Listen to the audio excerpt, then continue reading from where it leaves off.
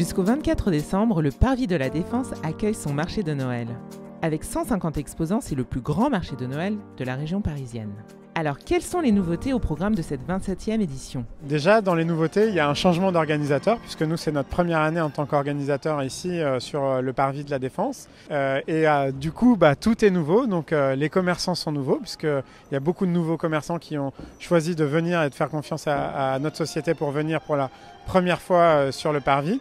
Et puis ensuite, toute l'organisation et la méthodologie est nouvelle, puisque nous avons 100% de chalets neufs. Ces chalets, ils ont été fabriqués par notre société en périphérie de Nantes, parce qu'on est une société nantaise spécialisée dans l'organisation de marchés de Noël.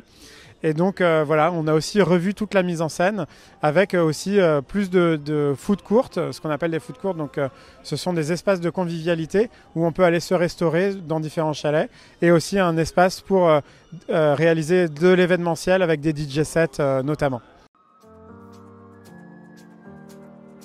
Quand on entre dans le marché de Noël, c'est vraiment l'univers de Noël qui ressort par rapport à l'extérieur. On n'est pas tellement dans l'esprit de Noël, il n'y a pas de décoration, pas vraiment de chant de Noël et tout. Mais quand on rentre dans le marché de Noël, je pense que vraiment à l'intérieur, on ressent l'esprit de Noël. Moi, ce que j'aime bien, c'est les artisans, les gens qui font des objets, qui font des écharpes, des foulards, des trucs qui peuvent faire cadeau, quoi. Des cadeaux pour un peu tout le monde, la famille, et des produits locaux. 20% de commerçants locaux, pour nous, on y tient vraiment parce que ça veut dire beaucoup de choses. C'est-à-dire qu'on fait attention à la sélection, donc c'est-à-dire qu'en amont, on travaille dans ce sens. Mais c'est aussi toute une dynamique de circuit court qui peut se mettre en place. C'est-à-dire que quand on travaille en local, on fait travailler des entreprises du territoire, on limite les transports, la production est locale aussi. Donc voilà, tout est lié. Et en fait, si vous voulez, l'économie circulaire, elle s'organise de cette façon. Et c'est vraiment ça qu'on vient chercher. Et aussi, ça répond à une attente du public. Cette attente, elle est vraiment très marquée. Plus les années passent et plus elle est marquée. Et il faut qu'on puisse venir la satisfaire, nous, en tant qu'organisateurs, en allant démarcher les bons commerçants ou en répondant vraiment à ces attentes. C'est une super fierté de mettre en avant du coup nos savoir-faire locaux d'Île-de-France. On est plusieurs artisans créateurs. Moi, je suis auteure. On a du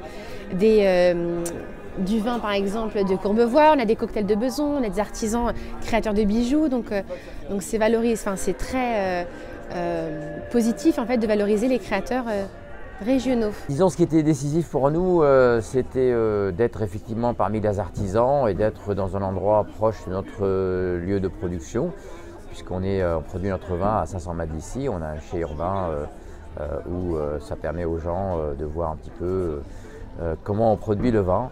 Il y a de l'artisanat et l'artisanat peut être français. Donc en fait, on travaille le Made in France, mais on travaille aussi le commerce local et l'économie circulaire. Donc on travaille tous ces items en même temps.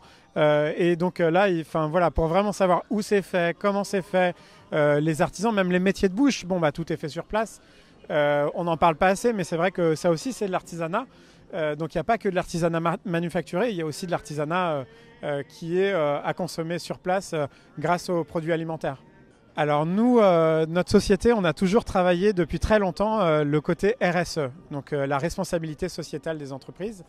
Et c'est vrai que c'est pour ça qu'on produit nos chalets nous-mêmes, qui sont fabriqués en France, que cette dynamique de commerce local, elle est très présente dans notre méthodologie de travail. Maintenant, il faut encore continuer nos efforts. On est à Paris La Défense qui a changé aussi son logo pour être dans l'engagement post-carbone, le quartier d'affaires post-carbone. Et c'est vrai qu'il faut répondre à ces attentes. Et on est au début de ces histoires. Donc c'est-à-dire qu'il faut encore créer des nouveaux modèles. Il faut être encore plus incisif sur ces questions-là. Et nous, notre société, en tout cas, elle a vocation à y répondre.